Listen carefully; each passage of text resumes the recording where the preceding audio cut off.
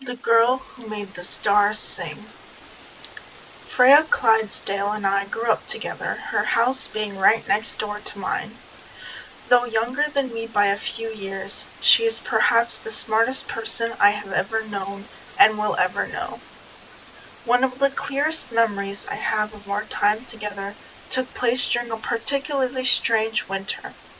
My dad was away on a fishing trip down in Florida, and a harsh storm hit our area without warning, though the forecast had called for clear skies. Freya's parents had gone out for an anniversary lunch earlier in the day, so she was over at our house. Now trapped by the storm, she, my mother, and I were left to fend for ourselves. Pretty early on, the power went out, but thankfully we had a backup generator. A couple seconds after turning it on, electricity flowed through the house once more. This victory over the storm was short-lived, as the generator died just an hour later. The three of us huddled around my family's fireplace, the scent of warm burning wood wafting through the room. My mother read stories to us as we ate campfire popcorn. I remember her gentle voice as she read, trying to keep our young minds from wandering to a place of fear as vicious winds crashed against the fragile walls of the house. My mother eventually grew tired and passed out on the couch. Freya and I were left with the dying fire. We wrapped up in blankets, found a flashlight in one of the kitchen drawers, and adventured through the dark house. Soon enough, Freya took me to the back door. She shined the flashlight through the thin glass out towards our shed where the generator was. "Come on," she said to me, her voice hushed so as to not stir my mother. "We'll freeze out there," I said, "and besides, what are we going to do?" Freya smiled. She opened the door a crack, which was enough for the wind to blow it wide open and knock us to the ground. Freya giggled, grabbed my hand, and dragged me to my feet. "Come on." Wrapped in our blankets, holding each other's hands, Freya led the way through the snow and icy winds sweeping across the yard. We hadn't put our shoes on, but my feet did not get cold. Freya, too, was unfazed by the weather. It was as if the storm was in our imagination, made real to our eyes alone. When we got to the shed, she released my hand and kicked piles of snow out from the front of the door, which then swung open freely. Inside, it was cool. The wind didn't rush in like it had back at the house. For whatever reason, the storm chose not to enter. The generator was mounted to the wall at the back of the shed opposite the door. A thick gray wire extended off of it and ran down into the floor, traveling underground and to the basement where it was plugged in. Freya looked it over with the flashlight, inspecting every possible angle. She popped open the cap to the gas tank. It was still nearly full. The wiring also appeared intact. Freya turned to me and smiled, her features just visible without the light directly on her. "Want to see something?" she asked. I nodded. Freya moved back towards the door of the shed and flicked on a light switch wired to a single bulb in the center of the ceiling. Nothing happened. She moved back to the generator and switched off the flashlight. For a moment, there was no sound at all. Not even the storm outside could be heard. It was like everything around us had vanished, leaving only the shed and us within. The light came on and the generator sprung to life. Through the shed window, I watched as the lights in my house flickered on as well. Freya stood with her hand held over the machine, her eyes closed. The air around us suddenly felt warm and cozy, as if we were back inside, sitting by the fire. Her hand then dropped to her side and her eyes opened. She muffled a cough. Turning to me, she grabbed my arm and rushed us back out into the blizzard. It was now that I could feel the snow beneath my bare feet. Freya closed the door to the shed and we raced back to the house. My mother was waiting for us, sitting at the kitchen table. She was cloaked in a blanket, her hands clasped around a mug of hot chocolate. "Mom! Mom!" I shouted. "Freya fixed the generator!" My mother looked at the two of us. Something about her was off. Her eyes were red and her skin pale, the look of a living ghost. "Freya," my mother said calmly, "nok tu diva bro ok des un e." I looked to Freya, her eyes now completely black. Small twinkles like starlight danced in the void. "Ruktan vevi don te mak tuye," replied Freya, in an equally calm voice. My mother stood slowly, seeming to struggle a bit. She knelt before me and placed a hand on my shoulder. "Noah," her eyes now filled with tears, "never forget how much I love you, and never forget that I will always love you." I don't know why, but I was unable to say anything in response. I wasn't angry, sad, or anything. No emotion. I just was. She stood and took Freya's hand. "Tun de vevieku." Freya smiled at me. She seemed so sad and happy at the same time. "I shall see you again when stars sing, Noah." The two of them walked to the front door and exited the house, out into the freezing cold. I ran to the doorway and caught one last glimpse of them before they faded into the dark of the storm. Soon after the snow subsided, Freya's parents pulled in the next door. What followed was an utter disaster. Freya's parents accused my mother of abducting her. My father was ferocious in defending his beloved wife. For some reason, I had stopped viewing her as my parent. I didn't know who she was anymore, but this hadn't made me angry, hateful, or indifferent. I just stopped thinking she was ever really my mother to begin with, firm in my belief that her and Freya were something more. I didn't understand it at the time, but the strange event would affect the course of the rest of my life. Years went by. Nothing ever came of my mother or my best friend, Freya. My father had turned to drinking for a long time until he finally died of heart complications. Being of legal age, I was on my own after that. I packed up my things and left my hometown. Too many soured memories, too few answers. In my grief over my father's death, I took it upon myself to find out what had happened on that stormy day so many years ago. Through pure perseverance, I educated myself fiercely. I studied numerous languages and cultures and investigated every rumor I could find pertaining to similar phenomena. I was led to one dead end after the other. One night, as I sat drinking on the balcony of my new apartment, a knock came at my door.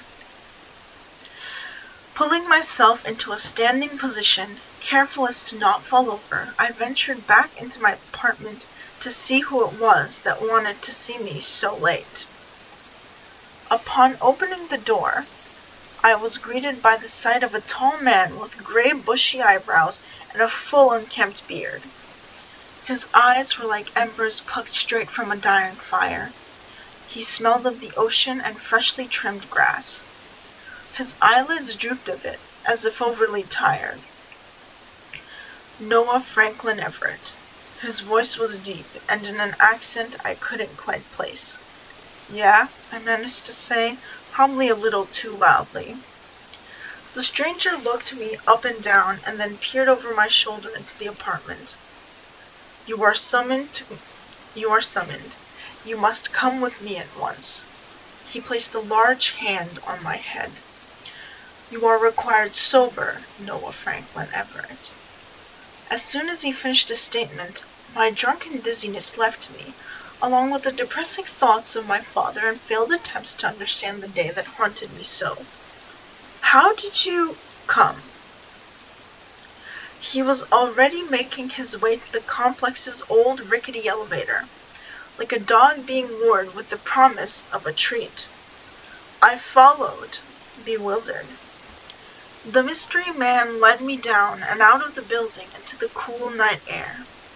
I kept his pace, making every turn he did, curious as to where we would end up. Eventually, he stopped in front of a small corner pub. Nobody was going in or coming out. The windows were fogged up, only a faint bit of light visible through them. The doors were old and blue with some paint worn off in spots. It didn't fit in with the modern look of the rest of the strip. The man nudged me to enter. I knew I should have been frightened by the whole ordeal, but I wasn't. Whatever the man did earlier had calmed me to the core. I gave the place a final once-over and then made my way in. Suddenly, I was in an open field beneath a full moon. The sky was so clear, part of the Milky Way was visible, a swirling vortex of constellations.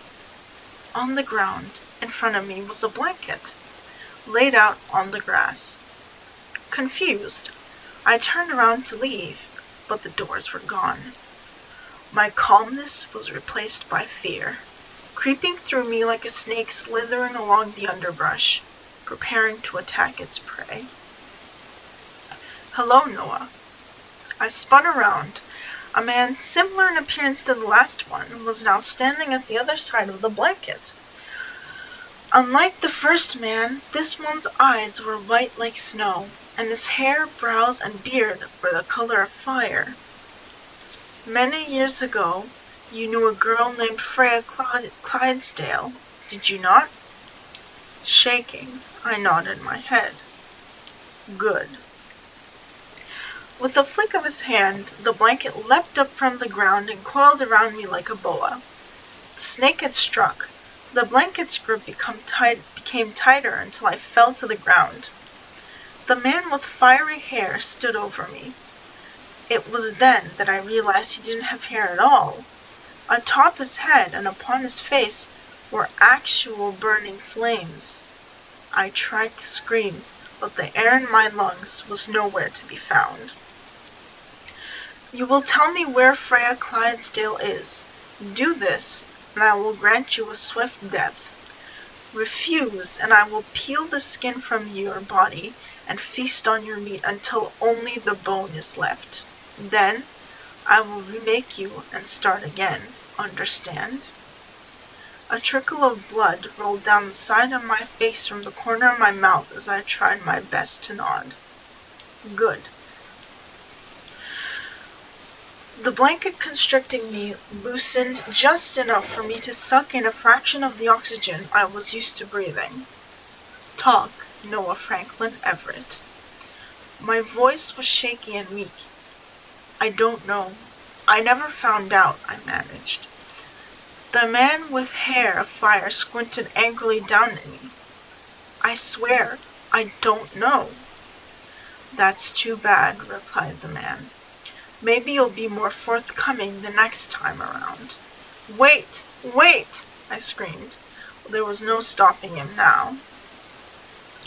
4 large stakes materialized in my hands and feet, spreading me out on the ground like an animal for slaughter. The fiery man pulled out a large knife and sliced into my skin. Each piece he cut off made a horrendous wet noise as it slid from his mouth to his stomach. The night air was soon filled with the sound of my screaming. The man then dropped the knife and dug into my flesh and muscles with his bare teeth. He tore out my throat to silence my audible agony, my eyes to leave my pain in darkness, my nose to hide the scent of my flesh and blood on his breath. I felt shattering of bone as he pulled my spine from my back. He cracked my skull open with a rock and scooped out my brain matter like it was a delicacy. How was I not dead? Why was I not dead? When all that was left was my bones, as promised, the man resurrected my previous form. I felt everything grow back in a matter of seconds. Bones snapping into place. Fractures healing, my flesh and organs manifesting inside me. Again he asked, "Where is Freya Clydesdale?" Knowing nothing I could say would please this monster, I presented him with no answer. "Fine, we'll try again." This time, he tore off a leg and an arm, devouring them as he knelt over me. He used them like fleshy goblets, pouring my blood over his tongue. My eyes rolled back as I writhed in pain. I noticed the stars perched high in the night sky. This is when she appeared. I knew it was her. It could be no one else. High above me, descending like snow to the ground, a now-grown Freya approached. Her hair danced around her, gravity seemingly unable to touch it. With her came a hum, low at first, but gradually it grew louder and higher in pitch. The stars became brighter. It was as if they had begun to sing in harmony with one another, a tune not just heard, but seen. The man craned his neck back, saw Freya, and stood up to meet her, dropping my half-eaten limbs to the ground. Freya landed gently beside me. She was tall now, just as tall as the bloodthirsty man. She was also visually breathtaking. She looked so beautiful and full of life. I couldn't take my eyes off her. Neither could the man. He looked her over, his eyes crazed in longing. In a flash, he grabbed his knife, raised her position, and held the blade to her neck, drawing a single drop of blood that rolled down her skin, vanishing beneath the bosom of her white gown. Her expression had been plain, but it now turned to anger as she opened her mouth to speak.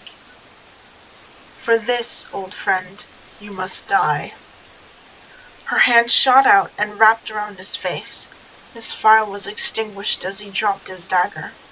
His skin then began to melt and drip to the ground. He let out a wail so loud, I genuinely thought my eardrums might burst.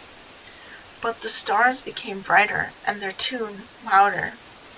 The shrieks of a dying man yielded to the sheer force of their melody. The man then ignited in a fit of white flames. Soon after, all became white. I could hear nothing, see nothing. The universe had become a blank sheet of paper. When my vision returned, blurry, I was in a hospital bed.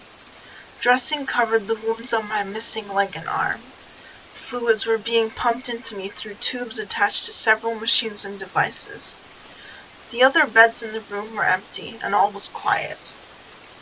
After a moment or two, the sound of the machines broke through the silence, and a horrible headache ruled within the confines of my skull, rattling my brain like a roller coaster. Hours must have gone by before a nurse came in to check on me. "Oh," she exclaimed cheerily, "you're awake." She checked the various readings from the machine I was attached to. Where am I?" My voice was shaky, and my throat felt as if I had consumed molten metal. "You are very lucky. This hospital has the best doctors in the world." The nurse carried on while checking my readings. "But this place, what is it called?" The nurse smiled. "You're in the curious cases ward.